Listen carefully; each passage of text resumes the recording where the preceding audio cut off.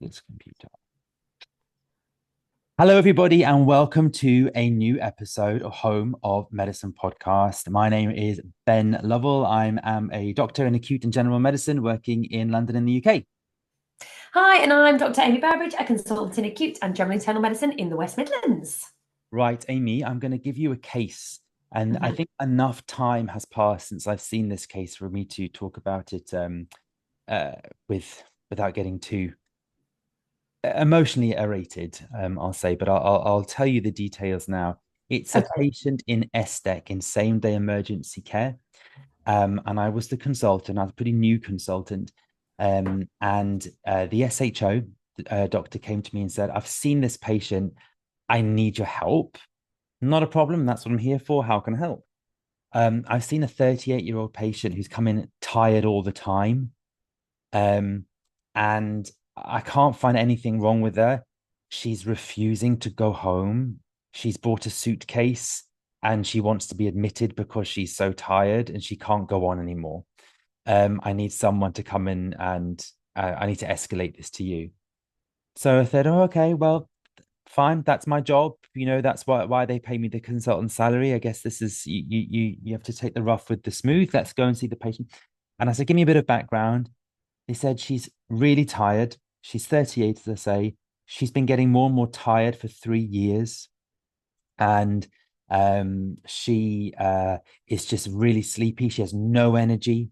She's got mental clouding. She can't concentrate. She sleeps for 14 hours a night, doesn't get refreshed. She has no quality of life. She's basically housebound. She's really, really tired. Her GP has given a lot of investigations and has not found any cause for this. And so she has come to hospital because enough is enough and she wants us to sort it out. There we go.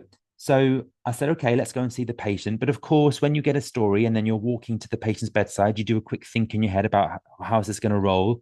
What's your sort of initial thoughts and how would you approach a patient like this? So this isn't something that is that uncommon. Not necessarily the tide all the time, but particularly I'm seeing over the last few years in SDEC a lot of patients who have been ill for a long time. So it's not necessarily an acute problem, but maybe they've failed to get a diagnosis, so they're reaching out for help. And it sounds like actually this patient, it's a cry for help. She's reached a point where she can no longer go on and she wants an answer. And coming to hospital, she won't go home with a suitcase. It's like something is wrong with me and I need to know what this is because this isn't normal. So I really empathize with that. And I also think, oh gosh, it must be so difficult. On one hand, on the other hand, I'm like, we're same day emergency care. This isn't going on for 3 years. I'm not sure whether I'm the best person to manage this. So take a history. I think the crux of this case probably lies in the time that you spend with the patient. And I think if somebody's been unwell for such a long time, you're not going to be in and out of the room in 5 minutes. You're going to have to take a history, fully look at all the different systems, endocrine, gynecological, cardiovascular, do a thorough examination, and then go through all the previous investigations to really identify, is there a physical cause, or is this not physical, or is it a physical manifestation of a psychological illness, or trying to really figure out what we're dealing with here. Is it organic or non-organic pathology? How would I approach it? Take a history, do an examination, have a conversation, look through investigations. Would I do any more tests? I don't know whether I would. I'd see what had been done. I think a lot of patients, when they do reach breaking point with chronic symptoms, medically unexplained symptoms, they do come to the hospital because of maybe an impression that we have access to diagnostic tools that their GP doesn't. And you do sometimes say, I want more tests, or even I want an MRI. Well, an MRI of what body parts, but and they don't know, and why should they know? They're not medically trained at all. But as you say, they just want to know what's going on. And medically unexplained symptoms, what a hand to be dealt in life, just to have people sort of shrug and say, well, I don't know what it is. I can tell you what it isn't. It isn't X, Y, and Z, but what it is, I'm not quite sure. So I went to see the patient. I said to her, and I spoke to person to person very humanly. I sat down and said, well, what's going on? I said, what's brought this on? What happened 3 years ago? You must have spent an awfully long time thinking about this, because that's what I would do in your situation. Well, what have you come up with? She was a bit irritated. She was like, I don't know. I've told lots of people. I didn't have a big virus. It never cleared up, because I know that's sort of a common um, sort of phenotype for people with chronic fatigue syndrome, or ME, CFS, sort of crossover. She says, I didn't have that. She says, I have my own idea what's going on. I said, please tell me. She went, I have chronic Lyme disease. And my GP says there's no such thing, but I'm in touch with a very strong online community. We are completely misunderstood by the medical profession. They ignore us. It's commonly women. There's misogyny at play here by the patriarchy in the medical profession. We're not listened to. Um, I think I had an infection, a tick-borne infection, when I was in my 20s in America. And I think that's what happened. And my GP did some blood tests and they were negative, but I have paid to have my blood analyzed at a lab in Germany. And they've sent me this report back saying, look, chronic Lyme disease confirmed. And I want to be admitted for intravenous antibiotics for my chronic Lyme disease. And I am not going home without it, because I've had enough. Gosh, okay. That is incredibly challenging. Um, you so it's I'm trying to think of how to. I mean, how would I manage this? I Well, don't. option A, do you lead with there's no such condition recognized as chronic Lyme disease? Or do you lead with um, I'm not an expert in infectious diseases and I'm not the right person? Maybe you need to go to an infectious disease, pass the buck on to them. I'm sure they would not be happy about that. Do you lead with you're not coming in today? I'm going to say that up front. That there's not a bed for you now, so you won't be being admitted, but I'm happy to talk about your symptoms. Or do you just try and engage a bit more, and then at the end of it you pull the rug out and say, no, you're not coming in? I mean, gosh, do you even admit them? I mean, I don't know anybody who would, but So can I just? I'm going to say some. I'm going to challenge this a little bit, and I'm not saying that this is what I think, but what would be the harm in an ideal healthcare system of admitting this patient to hospital and giving her what she wants? I'm not saying that's what I do. I'm just being a little bit controversial. So, yeah. could we admit this patient who genuinely believes she has chronic Lyme disease? Could we give her intravenous doxycycline? No, that's not even intravenous. What am I talking about? So that type, it would be oral doxycycline, but okay, so could we give her antibiotics? And if she got better from that medical intervention that she had, isn't that a success? I don't know. I So guess it's sort of changed my way of thinking about this in the last couple of years when I've had cases like this and not known how to manage it and tried to be this does that's not the appropriate, we shouldn't be doing this, but I'm like, well, actually, if it does help, then isn't that the right thing? I don't know. I don't know. So, just as a bit of background, maybe people listening do know that chronic Lyme disease has sort of gained Yeah. some popular attention, with some very high profile celebrities saying they have been diagnosed with it. And this is a reversible and a treatable cause of chronic fatigue syndrome, which is under recognized by the medical profession. What you need are many weeks or even months of daily intravenous antibiotics to clear it.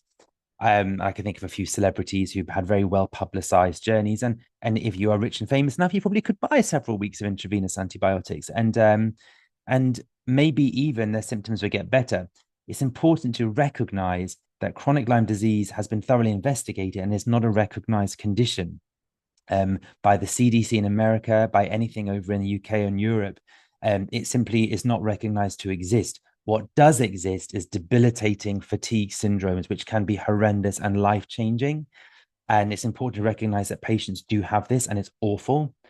But we can't therefore make the link to ascribing it to a condition which there is no scientific evidence to say it exists. In fact, if you do some reading around it, they say that giving these people long-term antibiotics is more harmful than good. They are exposed to side effects.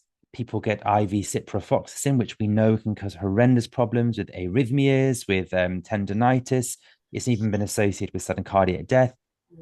Or not to mention problems that the wider population with resistance, antibiotic resistance in the person population. We can't be using it. So Mm.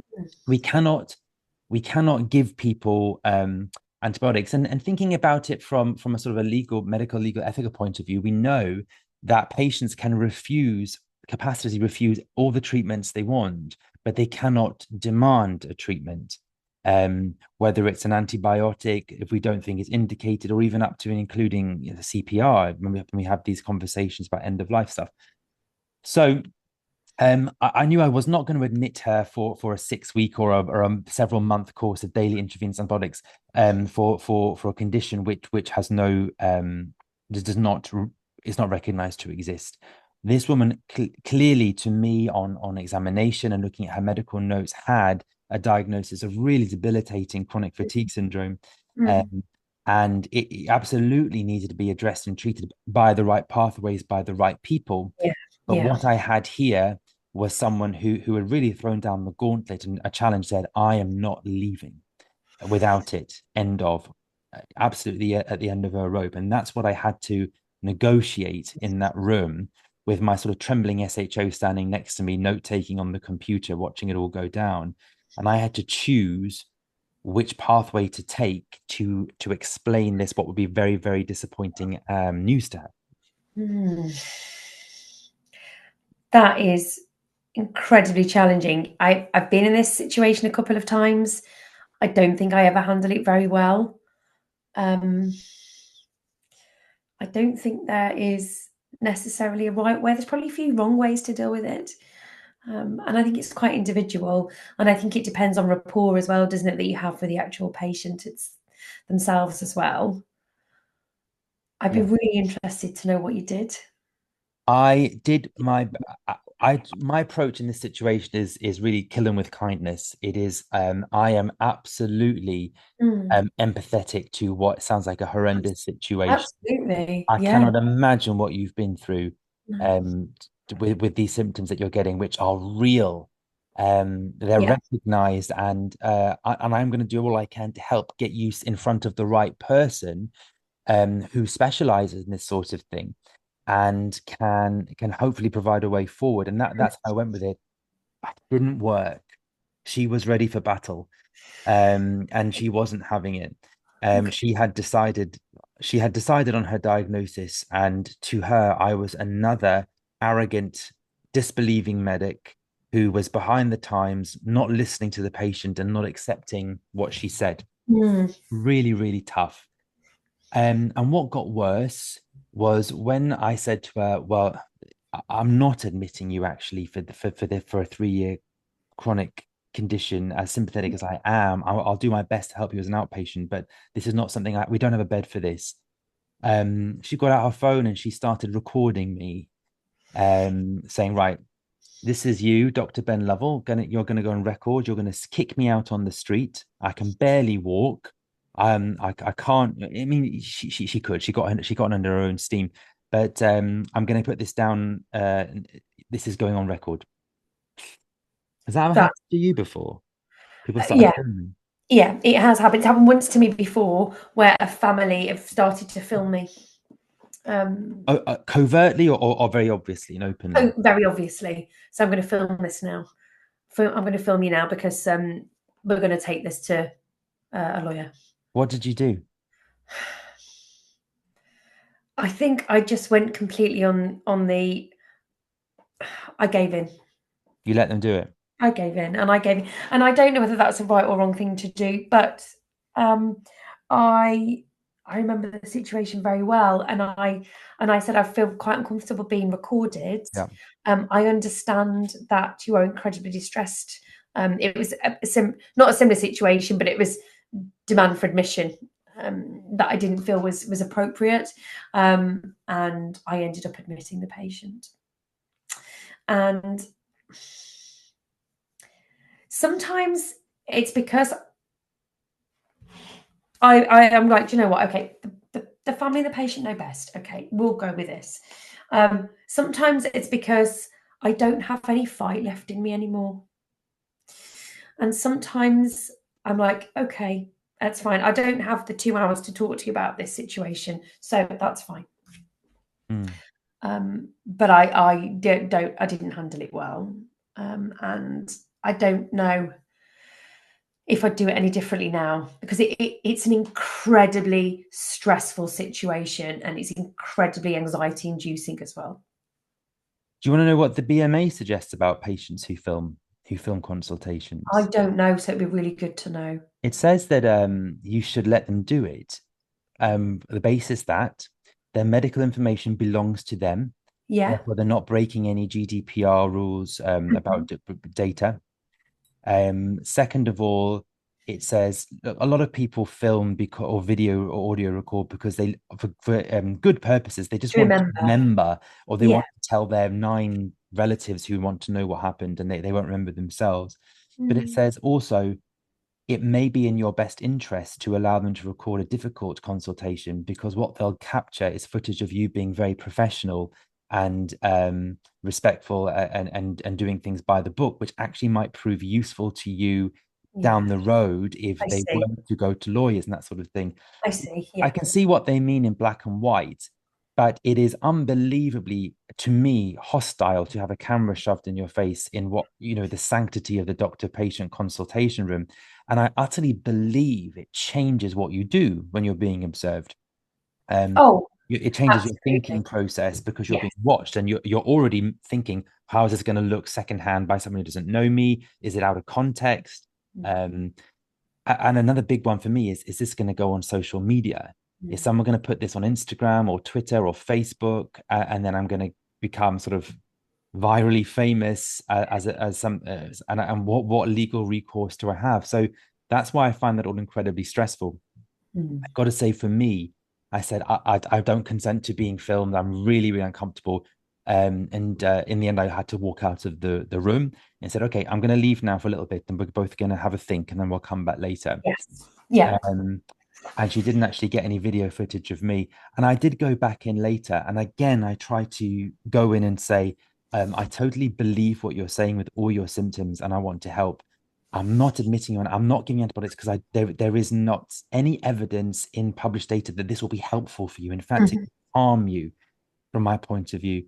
And unfortunately, I had to use the phrase, look, we're just going around in circles here, when we kept circling back to the same point in the discussion. And I had to leave and say, I'm going to go now. I'll write a letter to your GP. I'll do all the referrals I can, but you need to go home. And I had I've got the privilege of being able to get up and walk out of the room.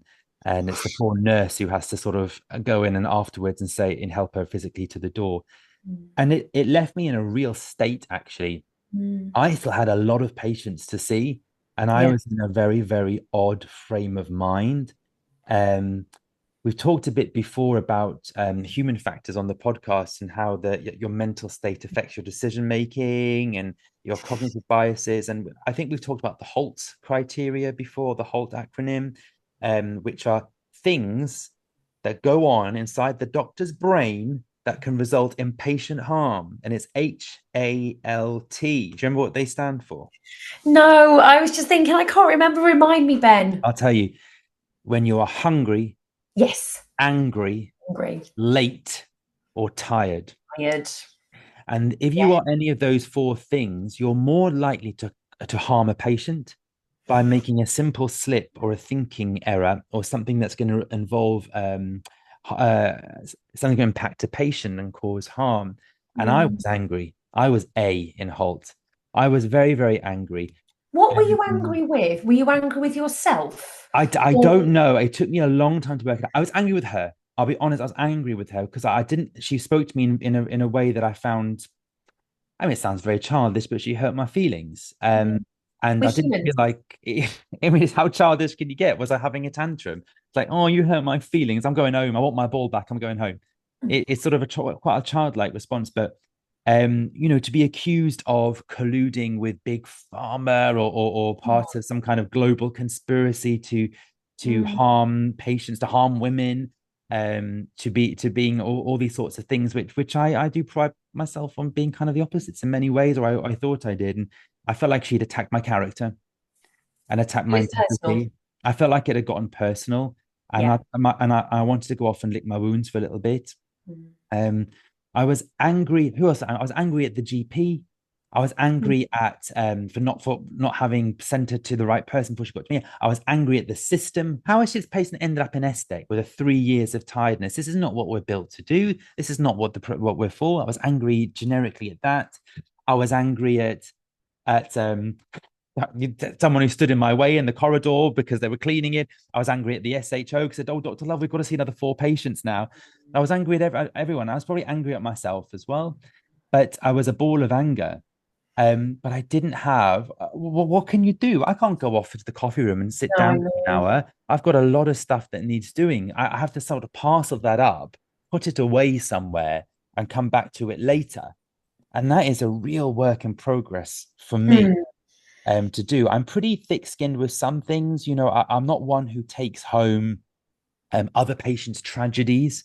I've Mm. always been able to sort of draw a line there and not let it affect me too much. But I think it's because I felt attacked. I went into a weird brain state.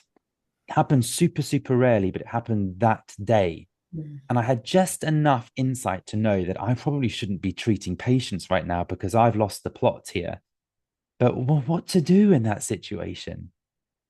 Do you know, this has happened to me recently where I had a consultation which um, the person, the patient was really, really, really aggressive with me, really rude, really horrible to me, and was actually very personal. Say some really personal things about the way I looked, um, and just horrible, horrible things.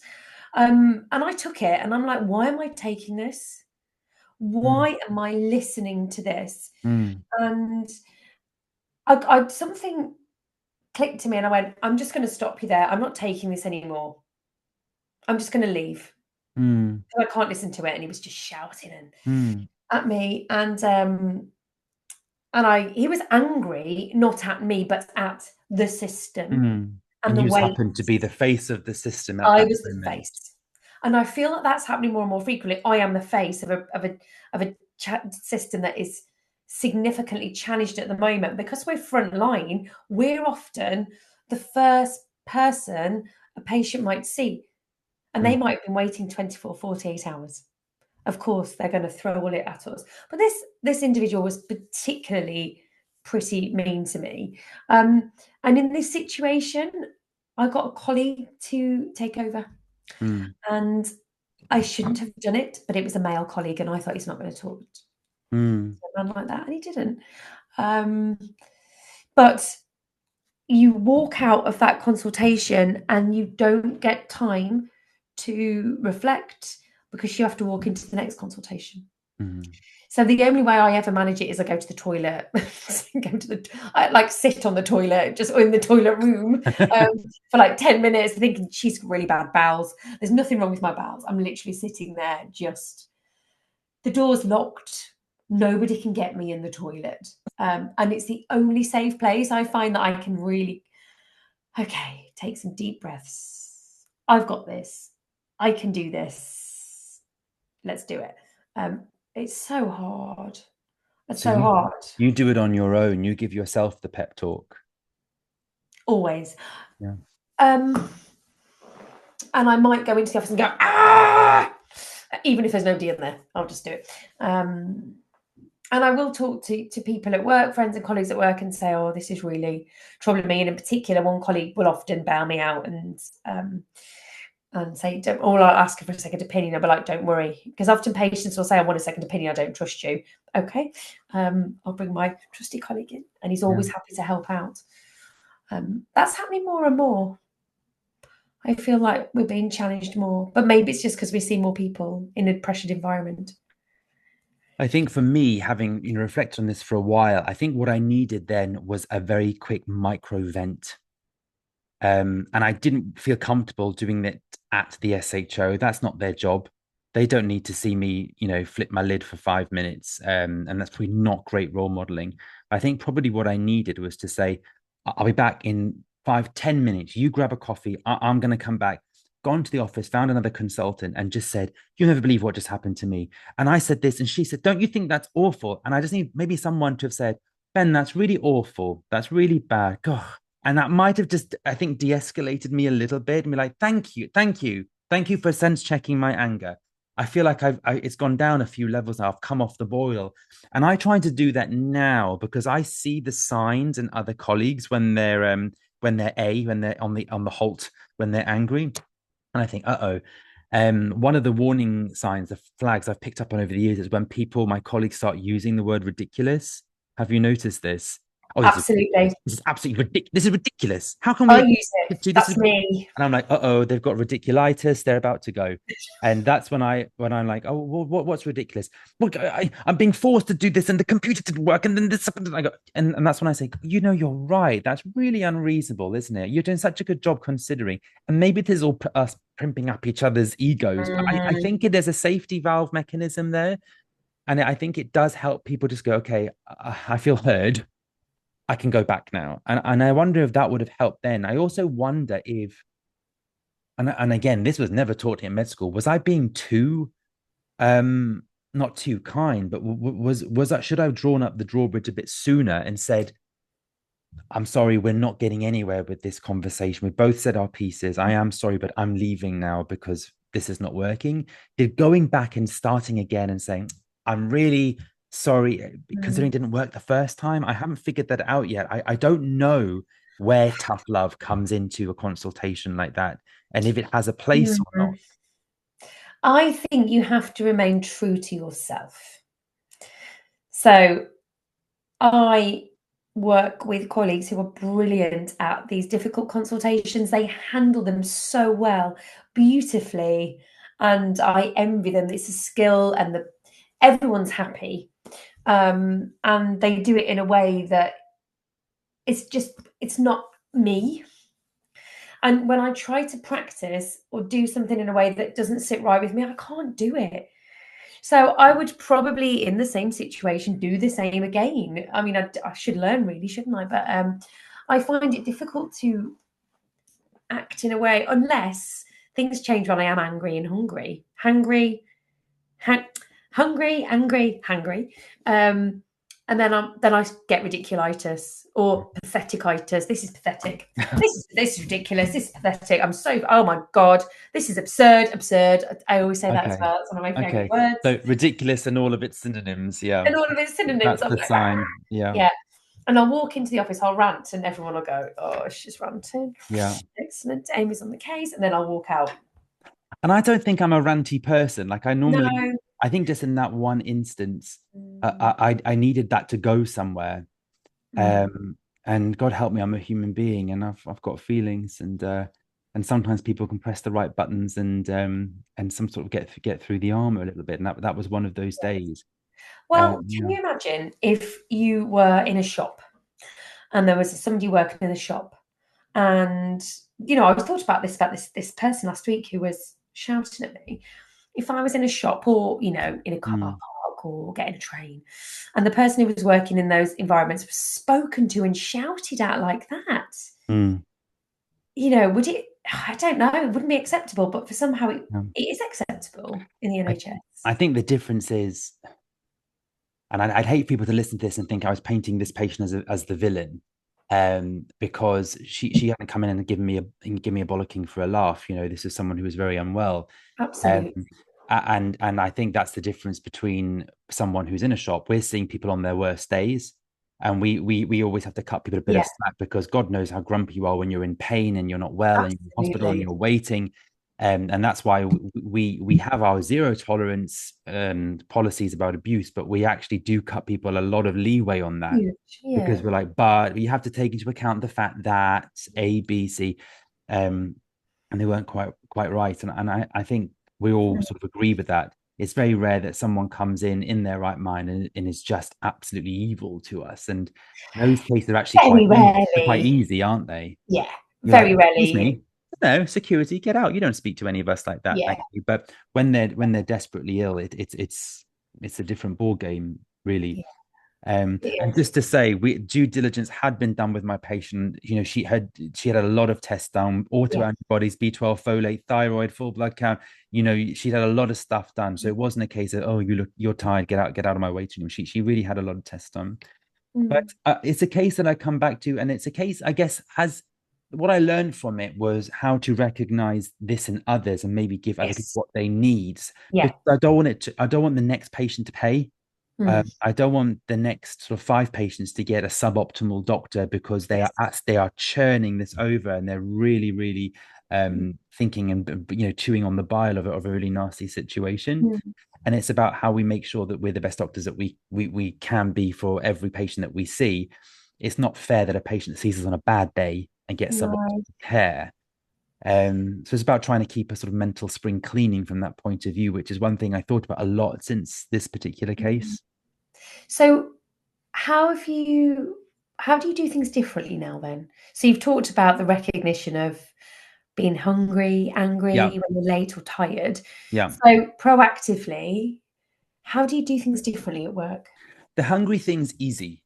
Yeah, Eat. Just let absolutely. me eat. I had Yeah, it today when I was like, if I can finish this discharge letter in SDEC, I can finish on time at 5, but I'm yeah. starving. Or I can eat this banana, then do it, and I'll finish 5 minutes late. Eat the banana and finish 5 minutes late is Eat the my banana. just eat the Exactly. banana Yes, because when you are so hungry that you're thinking about hunger pains, you are really on the verge of making such a silly mistake, a absolutely. miscalculation of a dose, a misprescription of something, Yes. Yeah. forgetting that patient who you said you'd come back to in the waiting room and they've been there for hours. That will happen. Eat the banana. I find hungry quite easy. Mm. Running late, yeah. If I'm late now, I'm late. Whoops, I'm late. I'm so sorry. I'll stay Yeah. late. I'll work through lunch. Give me a job to do, but I'm not going to kill myself racing across London now to turn up. We're going to be gain an extra 5 minutes to turn up in Yes. an absolute state. Yeah. Tired. I'm tired all the time. I'm 100 years old. I drink coffee. But angry That's true. is a Yeah. angry is a toughie, and I'm not an Yeah. angry person, and I don't get angry very often. So Mm. I think it's about managing, noticing it in me. If I was doing that case again, I think I probably would have terminated the consultation sooner. I Okay. don't think we either of us needed to go in for round two. Yeah. And I Yeah. think I probably would have said, I am so sorry we have not reached an agreement on this. Hmm. You're not being admitted. You will be going home today. I'll do my best to get you in the Yeah. right place as an outpatient, but that's what's going to happen today. And then walking out. And maybe I think I would have done that sooner this time. Mm. I think it's helped me recognize when I've hit an immovable force and they cannot be moved. I cannot change their opinion or their ideas because it Mm. is very fixed. Mm. So I'll be better at identifying that, since then, and just chalking it up to a loss. So we can't win them all. No, absolutely. And I utilize other colleagues now as well. If I'm really struggling, I'll say, can I have some help, please? Yeah. Can I get a second opinion? Yeah. Do you mind? Can I run this through you? Am I being reasonable? Am I being unreasonable? Yeah. I want my colleagues to be truthful with me, and we are, and they'll be like, Amy, actually, that's you're being daft. Oh, okay. Or no, actually, Amy, you've got a good point there. I'll come and help you. And that's, if it's a difficult consultation, sometimes I will take somebody else in with me Mm. and have that conversation. That's really helpful. Um, I also think that the power of the break, and I'm not saying you need to go and have an hour's break to do some yoga and really take yourself away from the situation, but even if it is walking to the coffee shop at work and getting a coffee, even if it is just, going to get some fresh air for 5 minutes and coming back in, that can actually reset things. It can take you out of the situation. It's what I do with my children. I'm like, just leave the room, go upstairs to your room for 5 minutes and then come back and they've reset themselves. I'm like, oh, maybe I should try that. I've also now got, which probably isn't a great idea, a diabetologist horror, but in my drawer I always have chocolate.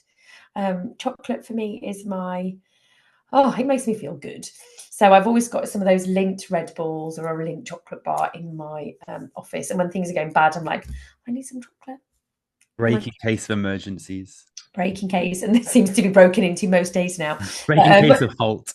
In case of HALT, but it's always there, and it's little things like that. And I still am quite angry at work sometimes. I was angry yesterday for many reasons, and I come home and I'm like, why did I do that? Why did I say that?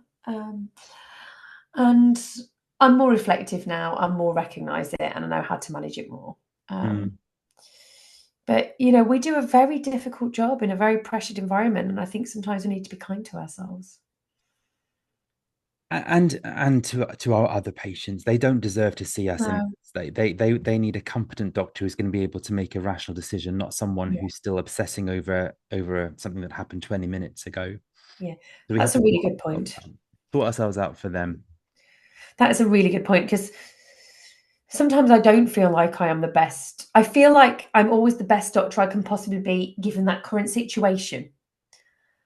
I always try to be that, but sometimes the best doctor, given the current environment and the current situation, isn't a great doctor because of the things that are going on around, whether it be environmental, political, or whatever it is, means that I'm not practicing in a way that I'm necessarily happy with. And that's a really hard sometimes to manage. I hope that people listening. It's been a weird episode. I hope there's not too many Yeah, people thinking, "Oh, I tune in to guess the diagnosis. What's all this nonsense?" yeah, But exactly. I still think it's good to talk about these sorts of things. And even if a few people have skipped it and said, "Oh no, thank you," then I hope other people have said, "Actually, it's nice to hear Yeah, people saying things that happen to me and resonate with me, and maybe that's something I'll look out for in the future." So I hope people will allow us have one episode like this at once in a while, where yeah, we're not guessing the diagnosis, but I think it all informs our sole mission statement, which is talking about clinical reasoning and absolutely. diagnosis, because we use our brains and our minds to clinically reason, and they have to be in a good, decent working order, and they can't be in a state of Yeah, meltdown or they won't work. There yeah. you You go. can't think straight, can you? If you are Yeah. in any of these situations, whether you are hungry, angry, you can't. Your clinical reasoning is massively affected. So, thank you so much, Ben. That was an incredibly interesting and reflective episode. Thank you. I do my best. Oh, great. I've had my therapy now. I'll go to bed. Excellent. But That's thank £250, please. thank you. Oh, you're cheap. Thank you for hearing me out. Thank you, everybody, for listening. I hope you found something useful there. As always, tell your friends, acquaintances, and enemies about us. And please do drop by on Spotify or wherever you're listening to us and give us a rating, because that sort of boosts us up and gets us a bit more recognized. We do this podcast for the love of it, and we want to share the love. So thank you very much for listening, and we'll see you next episode. Goodbye.